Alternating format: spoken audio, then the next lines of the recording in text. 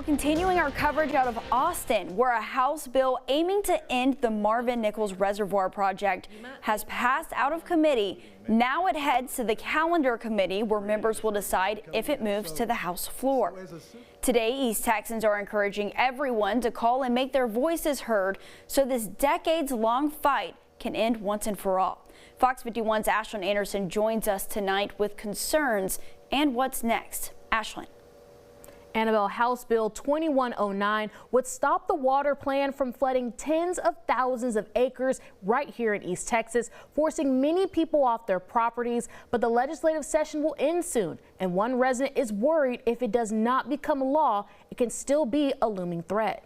East Texans affected by the threat of the Marvin Nichols Reservoir are urging everyone to make your voices heard. Pretty short and sweet and direct. With just days left for any bills to make it to the House floor this season, time is of the essence. House Bill 2109 passed out of the Natural Resources Committee last week, but there is still work to be done before it can be heard on the House floor. Anytime you can get on, keep it at the forefront of members' minds, it helps. And because there's so many things coming at us from different directions. The 57-year-old plan that could take up to 200,000 acres of land and flooded has paralyzed hardworking East Texans like Casey Conway. You always need a new hay barn, or maybe you need to put in a new fence or whatever, but you can't justify putting that money into the place when this is over your head every day. You don't know day to day if that's the day you're going to lose it. The last day for House bills to be considered on the floor is May 16th at midnight. My fear is that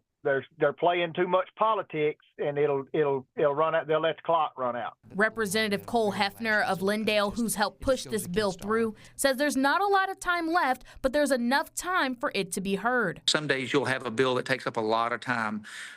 Sometimes a bill may take up an hour or may take 2 or 3 hours, but a lot of bills just take a few minutes. But for this East Texan, time has been winding down for a long time. Our kids can't even come back and live on the family land because we don't want them investing that kind of money into something that they could lose like that.